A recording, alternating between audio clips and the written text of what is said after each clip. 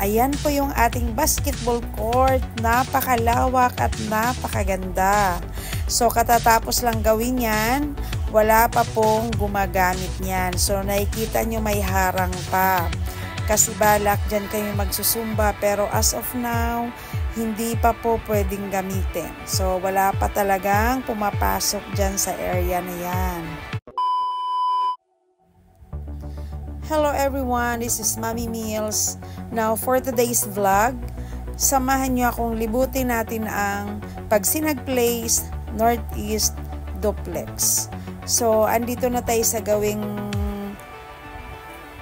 Block 2 and Block 6. So simulan natin dito sa pinakadulo.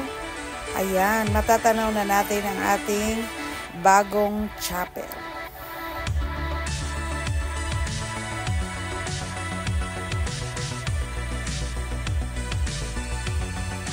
Okay, ayan po yung ating chapel. At kung mapapansin nyo po, ang mga bintana ay naka-sliding door na.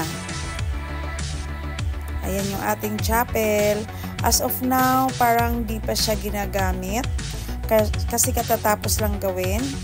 At ayan po, kung mapapansin nyo, di ba ang mga bintana ay naka-sliding door na, kaya sobrang ganda na. So, duplex, magkabila, meron tayong parking lot. Malawak, napakaluwag, at napakalinis ng lugar.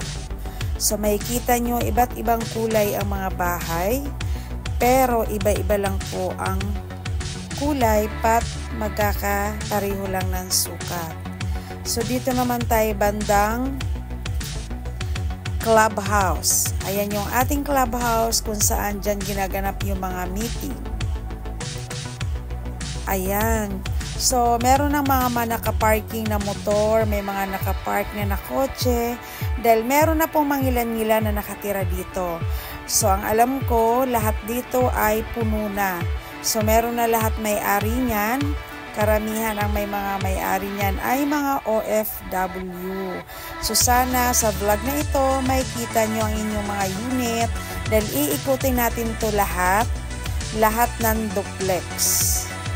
Ayan ang itsura ng duplex ng Pagsinag. Ayan, may mga nakatira na, pero as of now, wala pa akong nakikitang front extension. Ayan po yung ating basketball court. Napakalawak at napakaganda. So katatapos lang gawin yan, wala pa pong gumagamit niyan. So nakikita nyo may harang pa. Kasi balak dyan kayo magsusumba, pero as of now, hindi pa po pwedeng gamitin. So wala pa talagang pumapasok dyan sa area na yan. So ikutin naman natin bandang taas. Ayan yung pinakagilid and bandang taas na tayo. Sobrang ganda ng bahay, malaki. Ang alam ko mas pricey ito kaysa sa bandang taas. Ito ay bandang baba, mga duplex na bahay.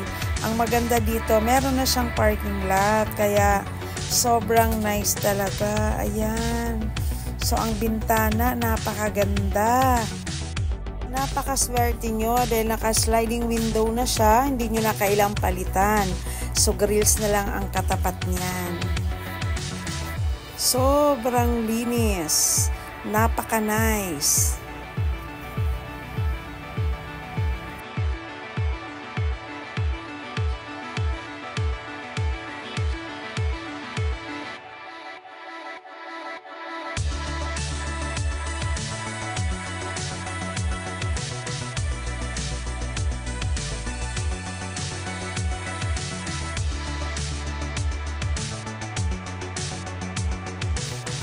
Congratulations sa lahat ng mga nakakuha ng unit na to. Napakaganda talaga.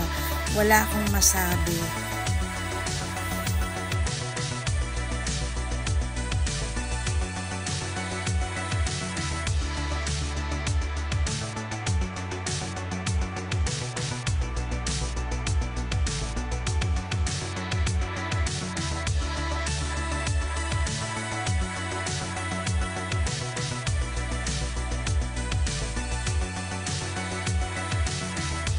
Ayan yung pinaka-view. Sa kabilang part, meron ding subdivision dyan. Ayan, hanggang dito na lamang po. Salamat sa inyong panunood. Huwag kalimutan mag-subscribe for more update. Thank you for watching. Bye everyone.